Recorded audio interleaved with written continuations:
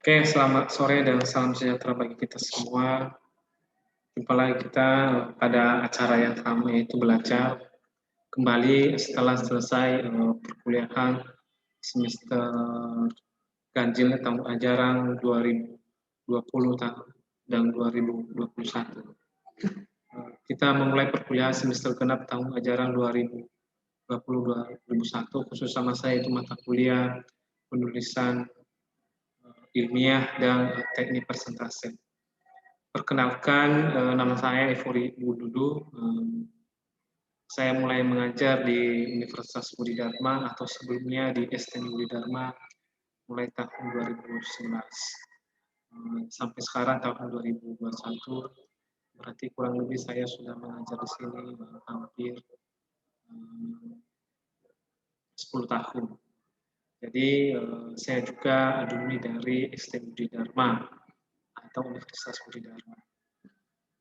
Pada pertemuan kita kali ini pertemuan pertama kita. Sebelum kita memulai perkuliahan, saya ingatkan kembali supaya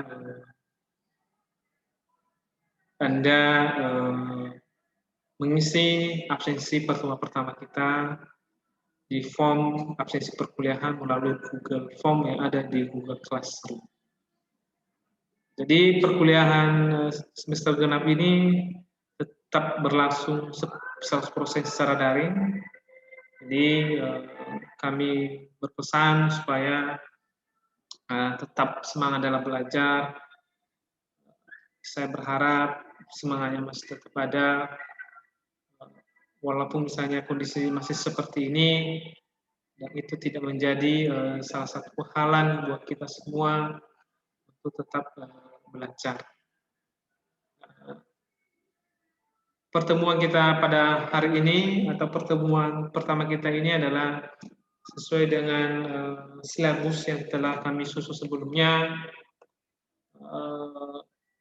Saya buka dulu ini silabus kita semester ini pada mata kuliah penulisan ilmiah dan teknik presentase itu bobot SKS-nya ada 2 SKS. Jadi selama satu semester yang kita pelajari ada berbagai topik yang kita pelajari, yaitu pertemuan pertama adalah pendahuluan. Jadi terdiri atas topiknya adalah silabus, pengenalan dosen, dan kontrak perkuliahan. Yang kedua adalah pada pertemuan kita nanti yang kedua kita membahas jenis-jenis karya ilmiah yang terdiri atas makalah, kertas kerja, skripsi, tesis, dan disertasi. Pertemuan ketiga adalah manfaat penyusunan karya ilmiah, manfaat penyusunan karya ilmiah. Pertemuan keempat adalah berhubungan dengan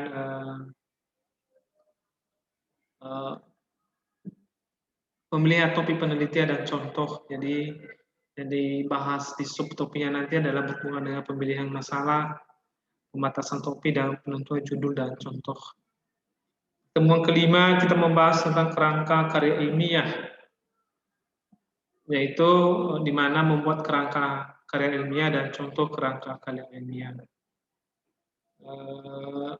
Pertemuan keenam kita membahas tentang data penelitian, yaitu di mana sub materinya adalah pengumpulan data, pembuatan konsep, dan penyuntingan dan pengetikan. Pertemuan ketujuh berkaitan dengan pembuatan artikel, mulai dari sistematika pembuatan artikel dan contoh sistem pembuatan artikel. Masuknya ke pertemuan ke-8 yaitu UTS, jadi ujian tengah semester.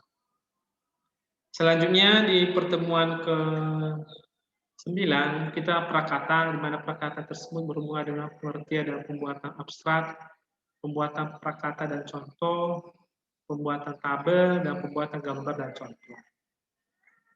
Yang berhubungan dengan karya ilmiah, terakhir ada referensi, yaitu kita membahas tentang definisi dari referensi, jenis referensi, dan penggunaan aplikasi Mendeley untuk referensi. Jadi itu yang berhubungan dengan karya ilmiah.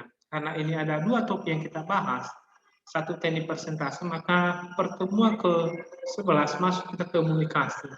Komunikasi di sini ada definisi komunikasi, macam-macam komunikasi, konsep komunikasi publik, ciri-ciri dan kondisi komunikasi publik. Itulah pertemuan ke-11. Pertemuan ke-12 bermula dengan kepercayaan diri. Bagaimana cara meningkatkan keberanian, meningkatkan kepercayaan diri, membangun kepercayaan diri dengan persiapan. Itulah pertemuan ke-12. Karena ini berhubungan dengan persentase. Yang ke-13 berhubungan dengan materi persentase, yaitu perencanaan materi persentase, penguasaan aspek teknis, dan ketiga adalah teknik penyajian persentase. Baru kita masuk pertemuan ke-14 yaitu membuat media persentase, yaitu termasuk template dan background-nya, jenis dan besar proof, bulletnya, warnanya, dan visualisasi termasuk gambar, audio, dan animasi.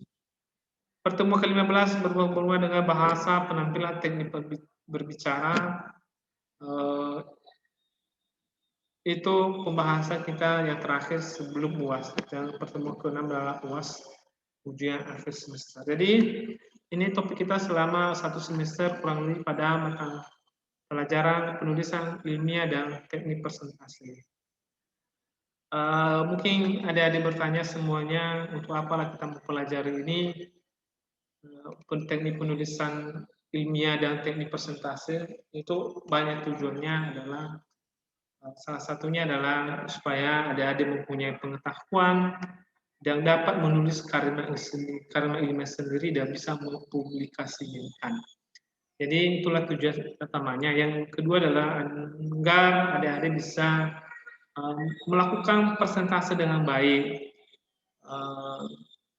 baik di apalagi di depan umum, ya kita nanti belajar bagaimana teknik presentasi yang terbaik supaya nanti adik-adik dimanapun berada mempunyai pengetahuan dan dapat presentasi dengan baik berdasarkan pengetahuan yang telah dimulai di bangku perkuliahan.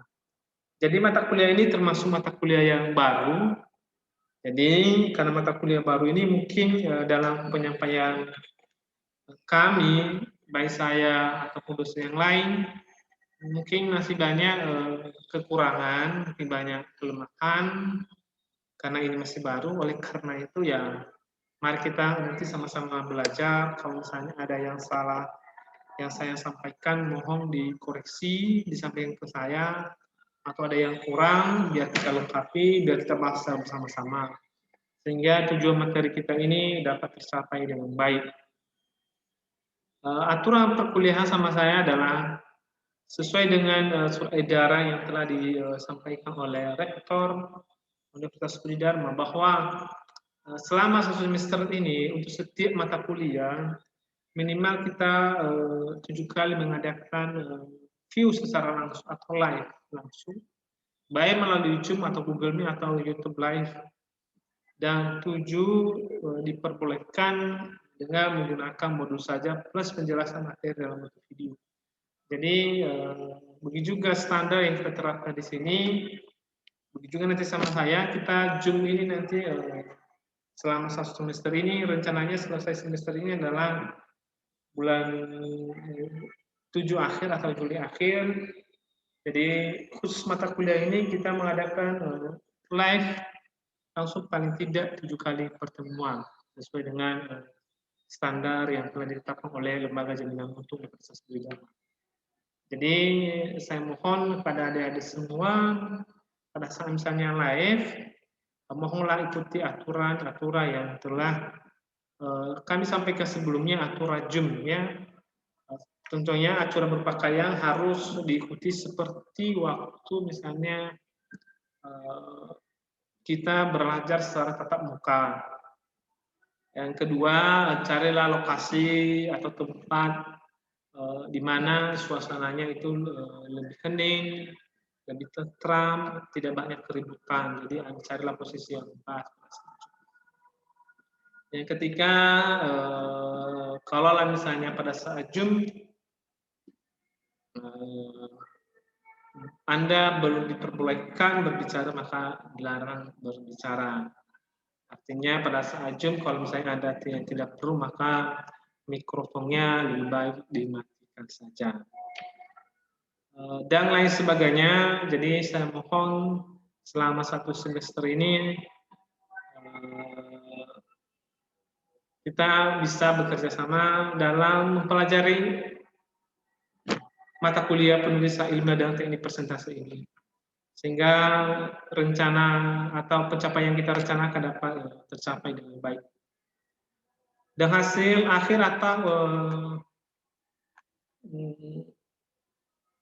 output dari perkuliahan ini nanti adalah, atau hasil akhirnya adalah, saya nanti mempersilahkan atau saya kasih tugas untuk membuat artikel sesuai dengan yang telah kita pelajari sebelumnya. Jadi nanti di akhir-akhir mungkin nanti diganti UASnya adalah membuat artikel. Artikelnya itu Anda buat dan Anda terbitkan di media publikasi. Jadi Anda buat sesuai dengan yang dipelajari, baru Anda publikasi. Jadi mungkin nanti itu UASnya. Tapi itu rencana. Yang penting mata kuliah ini harus ada outputnya. Outputnya itu hasilnya apa. Jadi bukan hanya Anda sekedar tahu sekarang, bukan hanya tahu, mengetahui, tidak. Sekarang Anda harus action atau harus Anda melakukan. Jadi melakukan ini di sini nanti outputnya, dan Anda harus membuat karya ilmiah itu sendiri. Dan kedua, Anda juga harus bisa presentasi dengan baik. Jadi artinya ya capai-capai materi seperti itu, ya.